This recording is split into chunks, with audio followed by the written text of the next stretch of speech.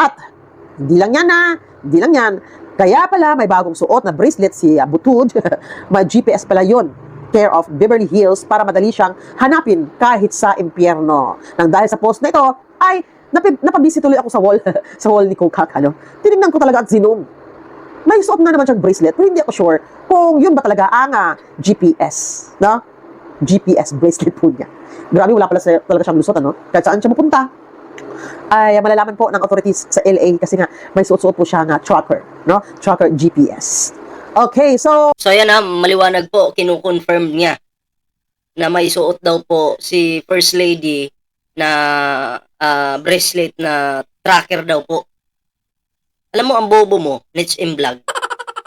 Ayan po, nananawagan po tayo sa NBI na tingnan po etong babaeng ito. Kasi grabe na po yung kanyang pagpapakalat ng kasinungalingan. Huwag po kayong mag-alala kasi alam ko naman po ang totoong pangalan nito at address. Kasi kung kinakailangan at gusto nyong habulin ito dahil sa pagpapakalat ng mga maling impormasyon, ay alam ko po, kilala ko po ito, akong bahala. Diba? Makakatulong po ako dyan. Diba? Anyway, kahit hindi ko naman tulungan yung NBI kayang-kaya naman nilang hanapin to, no? Kaya nga lang, mas mapapabilis kung tutulong tayo. Fake news! Panlilin lang sa mga Pilipino. Pakinggan nyo pa. ayun nga, save po sila, Halos save po sila ng post ni Jason sa. May GC kayo, May GC kayo, Jason sa pa yung pinaniniwalaan. Halatang fake news din yun. Diba? Kasi sabay-sabay yung post niyo Sabi din ni Channel 167, sabi niya, totoo ba na di na raw siya makakaboto sa May 12 dahil kailangan na daw niyang bumalik sa Amerika para harapin ang asunto sa kanya. Then a few minutes, nag-post na naman si Channel 167, yun nga po nang sabi niya, na nandoon na nga raw, etong si Butod. Daw. Sino kaya yung Butod? Kaya yung dito mo. Sino kaya yung Butod? Oy, it's in vlog. Sino kaya yung Butod? Ang bihira naman. Manlalait ka ng Butod? Kasi yung pagmumukha mo, mas matindi. Kapal ng mukha nito Diba? Manalamin ka muna. Bago ka manlait. Check mo yung pagmumukha mo. Ha? Sinong Butod? Sarili mo ba yung tinatawag mong Butod? KO! Ang bihira naman, katanga-tanga talaga nitong kupal na to. Anyway, yan po ang bibigyan natin ng reaction ngayon mga pre, no? Pero syempre, bago po tayo magtuloy-tuloy sa ating reaction ngayon, ayan sa hindi pa po nakapag-subscribe sa ating YouTube channel, huwag kalimutang mag-like, share, and subscribe para naman po maging updated kayo sa lahat ng mga uploads natin. At syempre, sa mga bago nating subscribers, maraming salamat po. At yun na nga, sa hindi pa naka-follow sa ating Facebook page, huwag kalimutang i-follow ang ating Facebook page. At ngayon mga pre, eto na. At unahin po muna natin ito, Bigyan po natin ng reaksyon itong trabaho party list. Okay? So, isa po ito sa ating suportahan mga pre. Trabaho party list. Okay? Kasi ngayon po, madali na pong maghanap ng trabaho ngayon. Lalo na po, kung ipipiliin po natin, susuportahan, 'di ba, ang trabaho party list. Mas marami pong mga Pilipino ang magkakaroon ng maraming trabaho. 'Di ba? At magandang pasahod. So ito po, panoorin po natin. Mga programa na nilunsad ng Department of Education. Binanggit mo na, literacy remediation tsaka regional remediation. Literacy, yung kakayahan magbasa at magsulat. Regional remediation, yun yung mga specific subjects, mga matematika, science, at iba pang mga subjects na kailangan tugunan ng pansin ng ating mga gobyerno. Nakikiisa ang trabaho party list sa magandang initiative nito ng Department of Education. At malaking tulong ito dun sa issue regarding dun sa literacy rates. I-highlight ko lang, Henry, Karen, literacy rates sa Luzon, sa Metro Manila, nasa high 90s, Pero sa Visayas at Mindanao, batay sa mga datos, nasa low to mid 90s, Although konting porsyento lang yung difference, nagkakaroon ng domino effect ito, Yung maliit na porsyentong difference ngayon, patuloy yan hanggang sa tumanda yung isang bata, Kaya nakikiisa ang trabaho party list dahil tinutugunan ng mga programang ito ang mga deficiencies ng ating mga kabataan, no? Pinupush talaga ng trabaho party list ang patas na oportunidad at walang iwanan, no? Bawat bata matugunan, bawat manggagawa Yun. matugunan. O, bawat manggagawa, bawat bata matugunan. So, yan po ang trabaho party list. So yan, at ito pa mga pre, no? Panoorin po natin ito. Tuloy-tuloy ang pag-ikot ng celebrity advocate na si Melay Cantiveros upang ipakilala ang Trabaho Party List sa iba't ibang lugar sa bansa. Isinusulong ng Trabaho Party List sa mga platapormang layong palakasin ang karapatan ng mga manggagawa gaya ng pagkakaroon ng dekalidad na hanap buhay, patas na oportunidad, sapat na sahod at dagdag Sapat na sahod, mataas na sahod. Yun po yung kailangan ng mga Pilipino ngayon. pang benepisyo. Nitong mga nakalipas na linggo, kasamang inikot ni Melay at ang Trabaho Party List ang ilang lugar sa Metro Manila. Binisita ni Melay at ang Trabaho Party List ang 21 barangay sa Malabon, habang nag-house to house naman ang nominees na sina Attorney Johan Bautista at Ninay Chavez sa lungsod ng Pasig. Dito, ibinida ng Trabaho Party List ang kanilang mga plataporma kung saan sila ang magiging boses ng mga manggagawa kasabay ng pakikinig sa hinaing ng mga taga-roon. Samantala, inaasahang muling mag-iikot si Melay at ang Trabaho Party List sa Navotas at Makati Cities sa mga susunod na araw. Para sa MBC TV Network News, ito So yan trabaho party list, suportahan po natin yung mga pre kasi maganda yung kanilang mga plano para sa mga Pilipino. Mataas na sahod, di kalidad na trabaho, at maraming trabaho. No? Alam ko pag ito po ang sinuportahan natin, ang trabaho party list, hindi po magsisisi ang mga Pilipino. Dadami po ang trabaho sa ating Pilipinas at syempre, mga dekalidad po ito na mga na trabaho. Diba? At syempre, yung sahod po ay tataas. So ayun mga pre, no? Suportahan po natin trabaho party list. Ito po, no? Yan. Di kalidad na trabaho, patas na oportunidad, sapat na sahod, ayan karagdagang benepisyo, maayos na kondisyon sa pagtatrabaho. Ayun. At syempre mga pre, no? Yan po. 106 sa balota. Trabaho, party list, suportahan po natin. Ilista na po natin ngayon mga pre. Okay?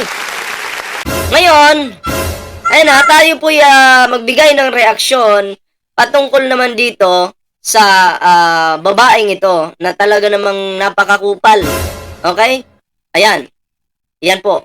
Nagpapakalat po ng mga maling impormasyon. Ayan nananawagan po tayo sa NBI na sana po ay tutukan ang babaeng ito dahil matindi na po ang kanyang pinaggagawa. Kanyang pinaggagawa dito sa mundo ng social media. Puro po kasinungalingan yung kanyang mga content. Panoorin po natin ito.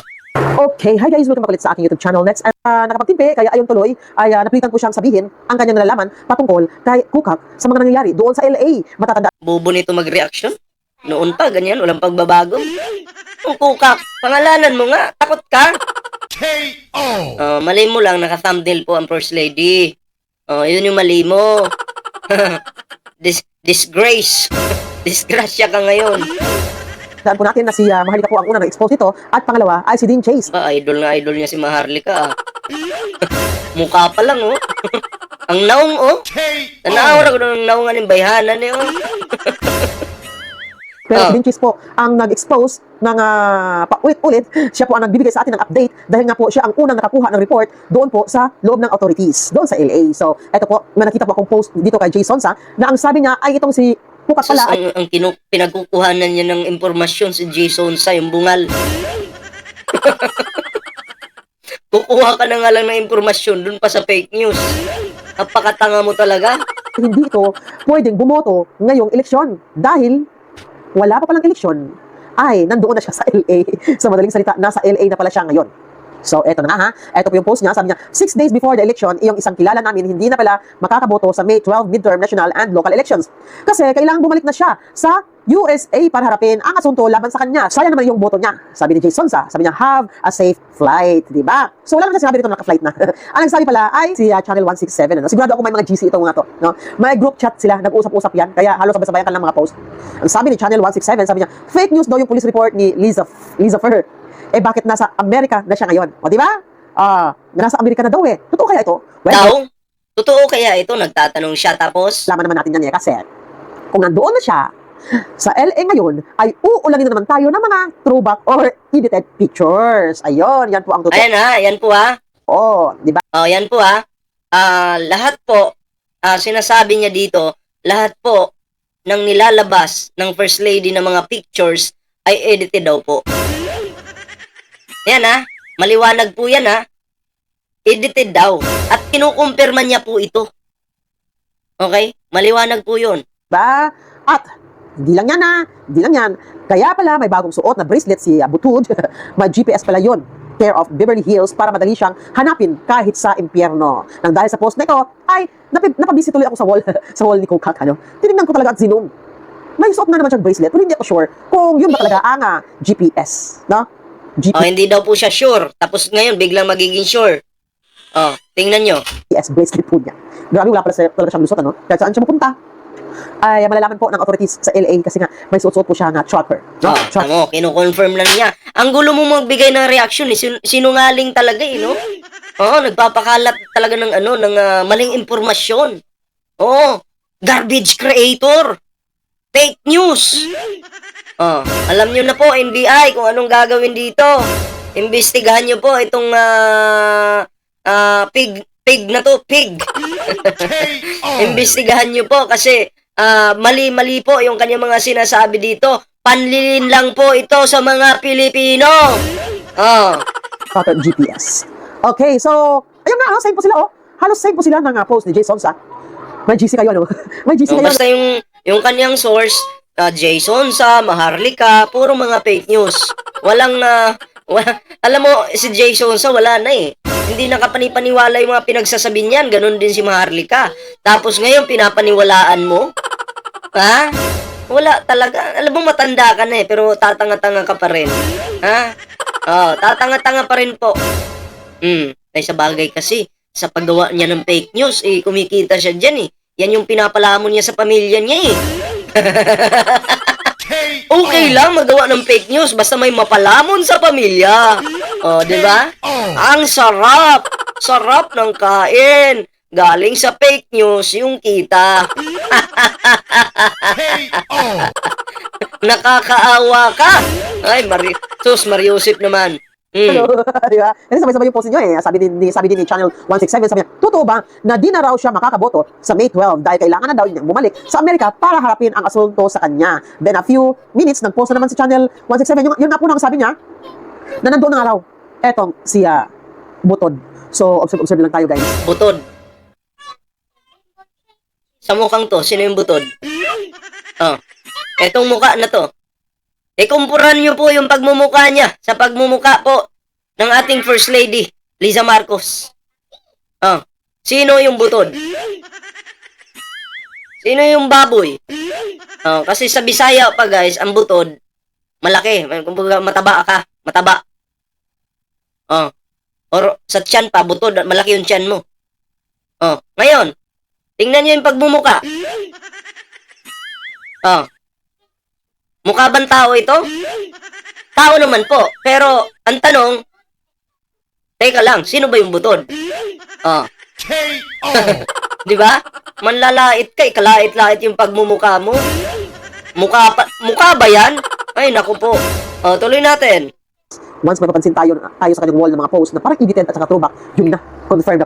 At kung sakaling wala siya sa zona ngayong taong ito, ibig sabihin, nandun na siya sa LA. Di ba? So, eto na nga guys. Eto na nga. So, eto na si Harry Roque. Ayun, bumanat. Dahil nga po, kay BP Sara, dahil nga po sa napanood niyang pasabog ni BP Sara patungkol kay Butod. Sabi niya, pinagpaliwanag po niya ngayon itong si Butod tungkol sa pagkakasangkot nito sa nangyaring insidente sa pagkamatay ng isang Pinoy sa Amerika dahil umano sa overdose sa droga. So, eto, panoorin po natin si Harry Roque. So, ayun mga pre, yung kanyang mga source talaga, lahat fake news. Hindi po siya nakapokus doon sa nilalabas ng mainstream media. Basta gusto niya, doon lang siya sa fake news media. Mga DDS na fake news. Yun po yung source ng butod na to. Ikaw yung totoong butod. Manalamin ka. Ikumpara ko yung itlog mo sa pagmumukha ko. Yung itlog ko sa pagmumukha mo. Promise, mas pagkakaguluhan pa yung itlog ko kumpara sa mukhang ito. Kaya ikaw huwag kang manlalait para hindi bumalik sa iyo yung panlalait. Naaawa ako sa'yo. Tandaan mo. Marami kang videos na fake news. Baka ako pa yung maging daan para magka-reward ka. dahil sa pagpapakalat mo ng mga maling impormasyon. Tama na. Bagong Pilipinas na ngayon. Nasa administrasyon kami. Pag may makita kaming fake news, kaya naming tulungan yung gobyerno para masilip ka. Diba? Oo, kasi para po tayo sa katotohanan. Hindi po tayo fake news. Diba? Sabi ko nga, magsama-sama tayo. Walisin natin itong mga fake news na to. So yun mga pre, yung ating video. Kilala ko po ito. Alam ko pangalan nito. Alam ko address nito. Kung sakaling kailangan ng NBI, tutulong po tayo dyan. Tutulungan po namin magtulungan po tayo. Tulungan natin yung administrasyon. Okay? So, ayun lang mga pre, yung ating video ngayon. Pero syempre, bago po tayo magtapos sa ating video ngayon, meron po tayong Facebook page, Ballpoint Man 2.0. Huwag pong kalimutang i-follow ang ating Facebook page.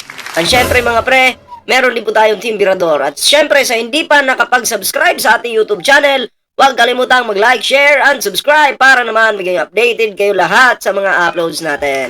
So, ayun lang po muna yung ating video. Kita-kits po sa susunod na video.